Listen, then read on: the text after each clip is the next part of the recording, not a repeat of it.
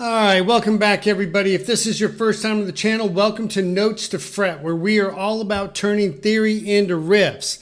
And in this video, we are going to continue our conversation about chords, but very specifically, we are going to be talking about voicings.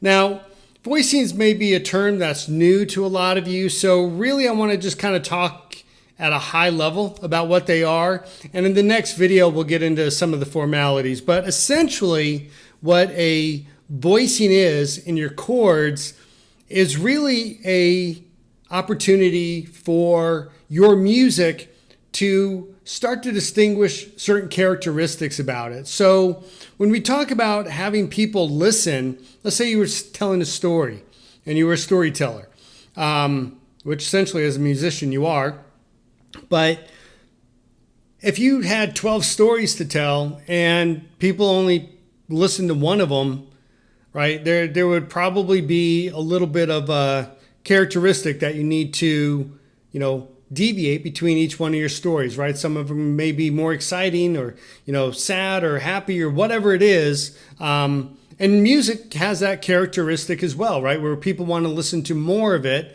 And again, you've all heard it where a lot of bands, when they're first starting out, even some that have been around for a while, they play 12 songs and you don't even really remember them, but they all kind of sounded the same and they were okay. But that's kind of where voicings can come in for your music as well.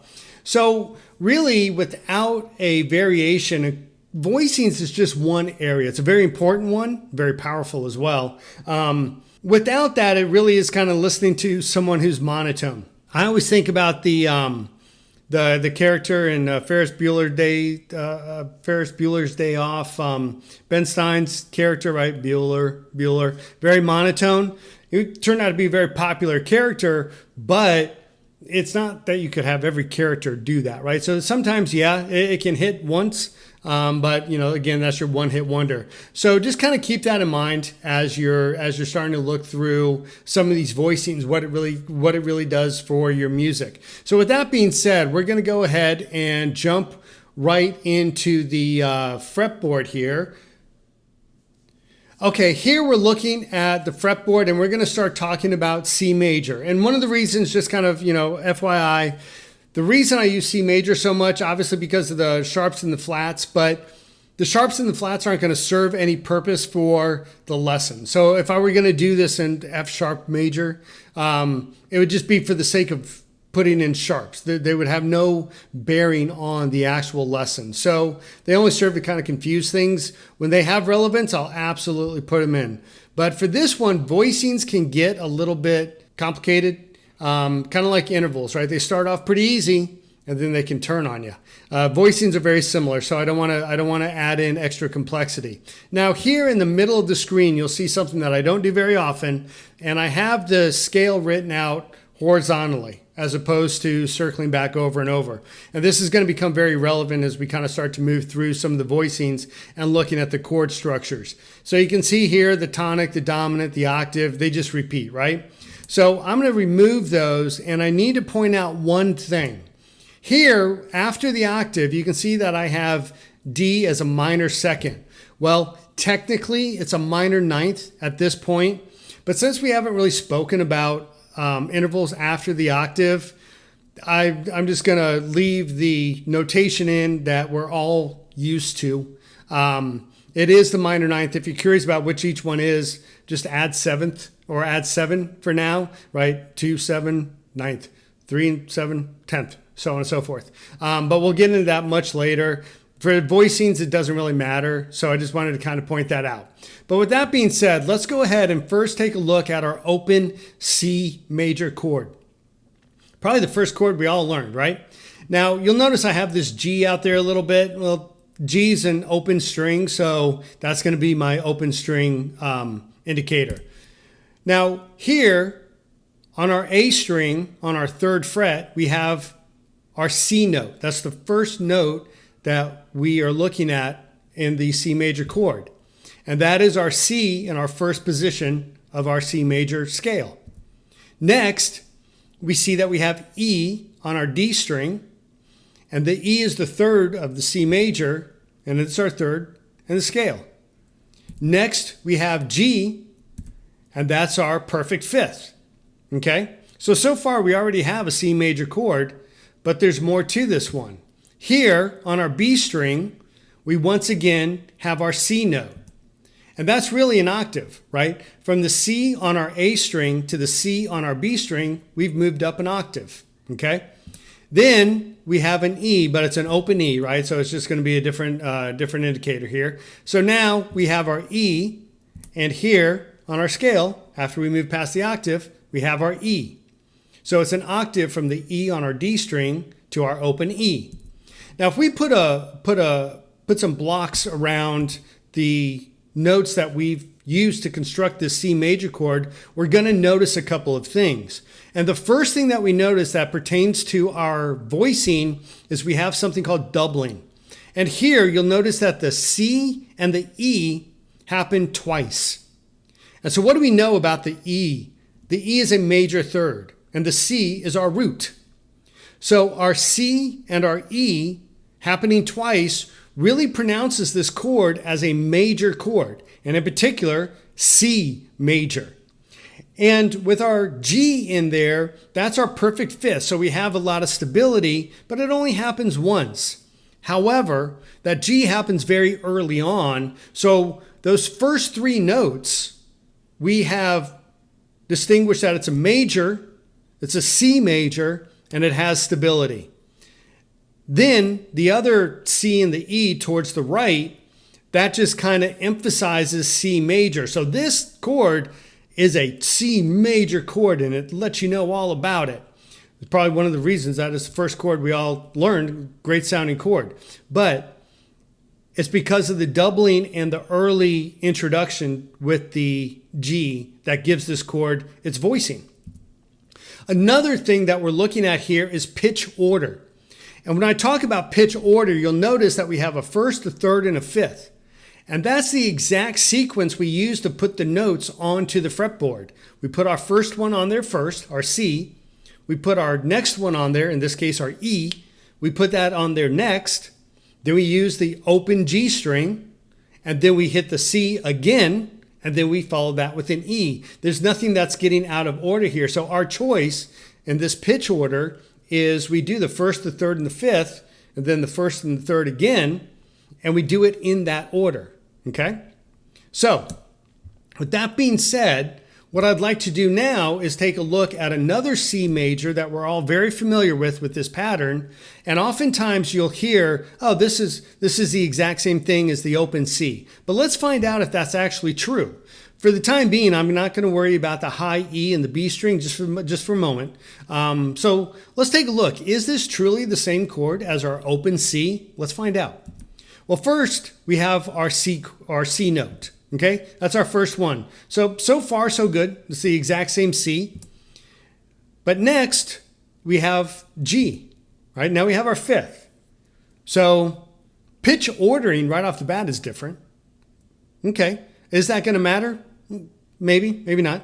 Now we have our C, and we get out there to the octave, and then we have our E. Now we finally, after 4 notes, we finally have the information we need as to whether or not it's going to be a major or minor chord, right? So when somebody's listening to this, the pronounced major part of it, really, it's in there, but maybe you need to pluck that string a little bit harder to make it, sound out. Now we know that this is a bar chord, right? So we do have 2 more notes that we need to put in, and that's a G. And you may be thinking it's the next G in the scale, but no, we're now moving up an octave. So now we're getting into some of the higher tones, and then we have C again, and it's not the C of the third for the third octave. It's really the C that's starting off our 4th octave.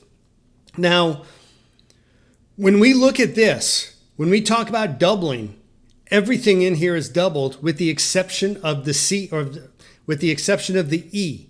The E is not doubled.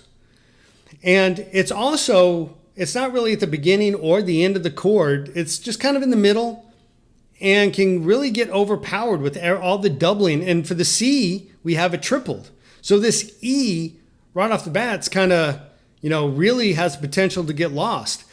This E in the first octave, it's not even part of our chord. So when we're looking at that E, it's not the E that we had in the open C. It's really, something different. So is this the exact same chord? I mean, you can get away with it, right? And it's a good chord. It sounds great. I mean, it's a big, powerful chord. That's why we all play it, myself included. Chord sounds great. But just realize that the voicing is different. There is a difference between this bar chord and your open C.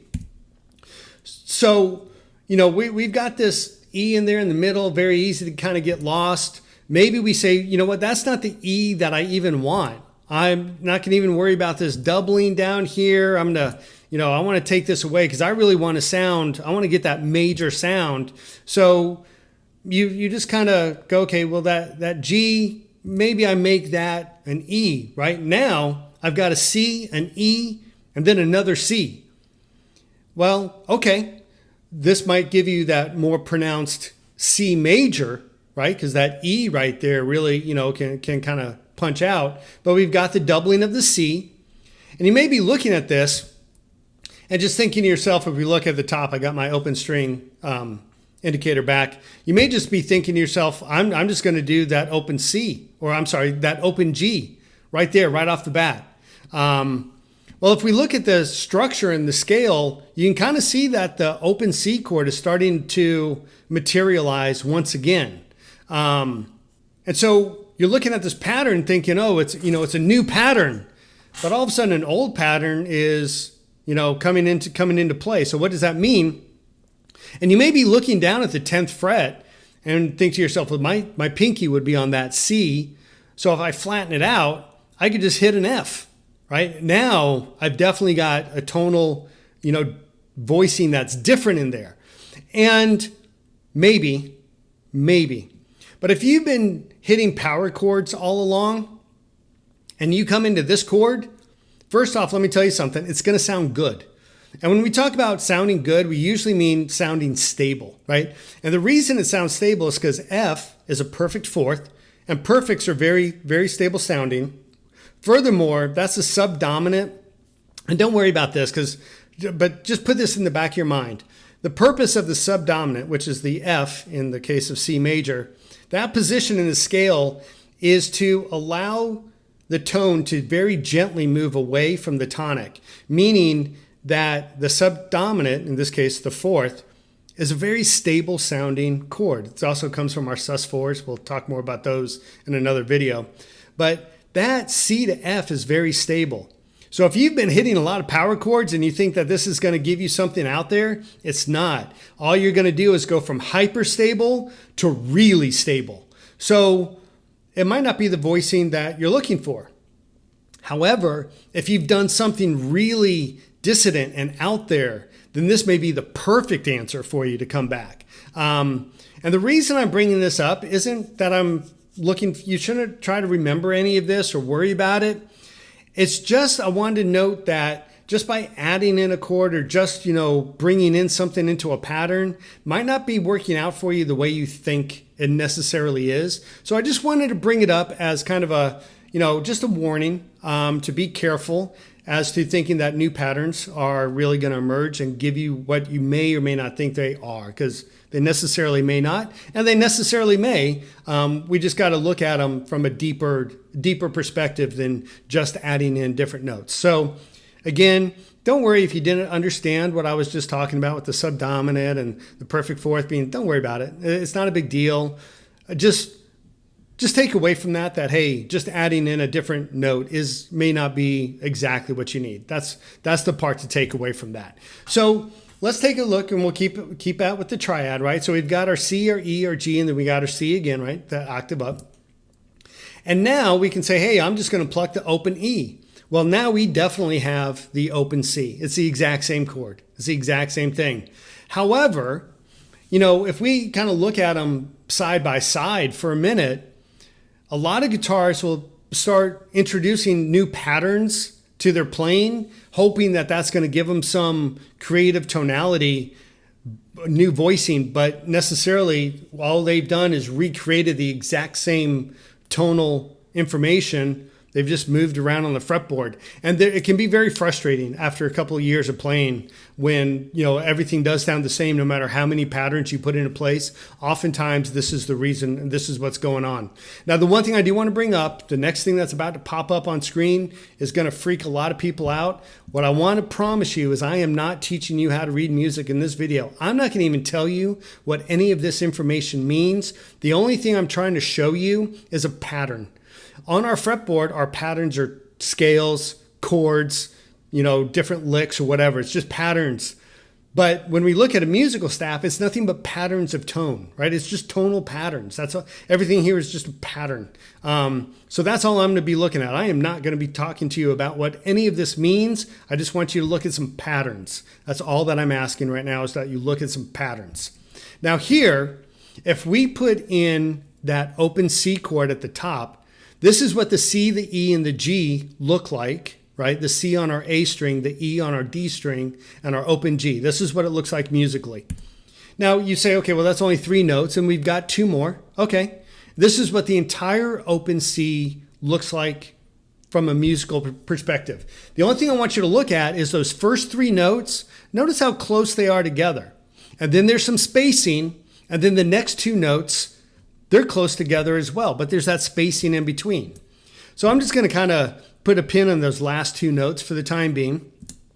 And what I want to do now is look at the middle of our fretboard and once again take a look at this musically, right? So when we look at that C and the E, well, we kind of have the first 2, okay, but then we have this other C that's out there. And you'll notice that we kind of start off cramped up. Those 2 dots are close together, and then we have spacing, and we have this 3rd dot, right? So maybe that chord is just a little bit more spaced out, okay? But if we're thinking to ourselves, well, I'm just going to hit that open G string, well, now we've got, the first 3 chords, just like we saw previously, they're a little bit cramped together. And there's nothing wrong with this. It's still a great sounding chord. And then we have a little bit of space, and then 1 note. But now I'm going to hit the open E string as well. Well, now we can clearly see in this pattern, this tonal pattern, that there's no difference between these 2 chords. There's no difference whatsoever. And you can see it very, very quickly from a tonal pattern that we're looking at musically, right? So that was what I wanted to show you here. What I want to do really quick now is revisit our bar chord. And if we're looking at the bar chord in the scale in the middle of the screen, we need to take out that E because that's not in there, right? The E comes after the octave. And what I want to do is, take this, which if we look at it here on our scale, looks like a really wide, broad, big chord. But let's see what it looks like musically. Now musically, there's more notes in it, so we just need a few more lines. So here, you'll notice that this chord starts off big. Look at the spacing on those lower 3 notes, right? There's a big spacing in there. And then it cramps up. And then it starts to want to expand towards the end, right? The high notes. Now, what this does for us as we're looking at it is we may want to play this chord depending on the broad open factor of it, or we may want to play it, from that really narrow component. We may want to play the whole chord in, one fell swoop. But we may only just want to play, kind of the middle section that has a little bit of opening, but a lot of tightness. Or do we just play that really tight part in there, or we play only the open part, right? And that gives us a good voicing, right? So, but we can look at these patterns and we can say, okay, well, they're definitely different, right? We have a tonal difference here. Now, what I want to do here to really just kind of finish it out is kind of talk about our new pattern that we started putting together and see what that looks like on a musical staff. So once again, we have C and E. So we start off kind of condensed. Those 2 dots are touching one another. And then we have some breathing room, right? And we talked about if we just flatten out our pinky on that 10th fret, we could just get that F right off the bat. So what does that look like musically? Okay, well, there's a lot of openness to this, right? And so just looking at these patterns, tonal patterns, we can kind of start to see where we can explore some of our voicings much more easily from this perspective than we can from, just looking at the fretboard patterns. So even though the music might look crazy, it just gives us that tonal pattern that we can see much more clearly. And here we can really start to explore some musical ideas, right? And so I just wanted to bring that up. I don't know if there's any interest out there. If anybody is interested in learning how to read music, let me know. I'll do a whole series on it. I'd love to. I think it's pretty fun, and once you start in on it, it's super easy. And so, anyways, let me know. But with that, that kind of is our first look at voicings. I was going to try to do voicings in one video and realize that there's just no way. So what I want to do is kind of finish off towards the end with some exercises that I think will get everybody kind of familiar with voicings. And the first one is really making up chords. But the first one, try to create a chord with 2 root notes and 2 thirds. So, a C and a C and an E and an E. And don't be afraid to use the open strings. Just explore. It doesn't have to be a C after a C. It could be a C, E, C, E, or it could be a C, E, C, E, whatever, right? But explore, and you start to get a feel for, even though the same notes, you'll hear that voicing. And then try another one, right? 1 root note, 2 thirds, and 1 fifth, right? So a C, 2 E's, and a G. And here's another one, right? Try 1 root note, 1 third, and 2 fifths, right? So a C and E and 2 G's. Now this one's a really good one, but warning for it: stretch your hands before you try this exercise, especially if you get excited. You do risk injury, so stretch your hands out, warm them up before you try this one. But it's a good exercise to stretch out as much as you can for some crazy chord, and that just has 1 root, 1 third, and 1 fifth. And again, here there's going to be some that you can only hit if you have an open string with it. But for a C, an E, and a G is far spread out as you can get them, right? Who knows what you come up with? But you'll definitely start to hear some of the voicings. And don't just make it a root, a third, and a fifth, right? It could be a root, a fifth, and a third, whatever. So mix it up a little bit. But these are really good exercises to get you kind of comfortable with voicings. Now, with that being said, I know that there's probably a few things in this video that really seemed like they might have been, kind of difficult to grasp, or you weren't really quite sure about it, and that's okay. Like I said, the voicings gets confusing very easily and very quickly. And one of the reasons that happens, just as an FYI, is because there's not a right voicing and a wrong voicing. With voicings, there's not really like, hey, that's the wrong voicing. No, it could be exactly what you need. So it's not so easy to say, this is how you do a voicing. And that's why they can get a little bit, they can run away on you a little bit. But from this video, really what the takeaway is to understand doubling, right? We talked about that, 2 roots, 2 thirds, 2 fifths, whatever it may be. Doubling, that's an important one. Spacing, and some of the exercises we just talked about, I think will really help you out with that. And part of that spacing is it open and expanded, right? Because it is, to some extent, it can be how close they are together on the fretboard, but not necessarily. But just think about, those broader chords. And I think with the exercises, if you play around, you'll get it. And by the way, don't be afraid to skip strings, right? You don't have to, have everything on the E followed by the A, followed by the D, followed by the G string. And I'm talking about the strings, right? You don't have to have your finger, vertically aligned. You can skip strings, see what happens, right? And then think about your notes and your pitch ordering, right? We talked about that. Is it the first, the third, and the fifth, or the first, the fifth, and the third, whatever? Play around with that. And then be very careful about duplicating chords, right? We looked at the C major exact duplication when we thought it was a new pattern, but it was the exact same thing, right? There are reasons why you might do that, and we'll talk more about that in the next video for voice leading. But for now, just be aware of that. So anyways, these are the major points to take away from this video. Don't worry about what you didn't understand. Practice with the exercises, these 5 points, and you are ready for the next video, which I'll probably get out early to mid next week. But anyways, with all that being said, I know this one got a little bit long, but thanks for watching. It was, it was interesting to put together. I tried to put it all into one, but it turned out to be like an hour and 20-minute video. So that I'm gonna break them up.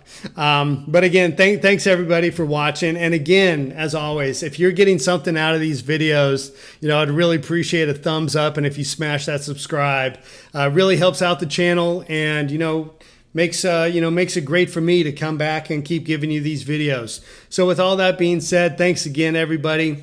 And we will see you in the next video, where we will go over some more of the voicings. And if you have anything particular that you have questions about, put in the comments down below so that I can address it in the upcoming videos. And with that being said, we will see you next time. Take care.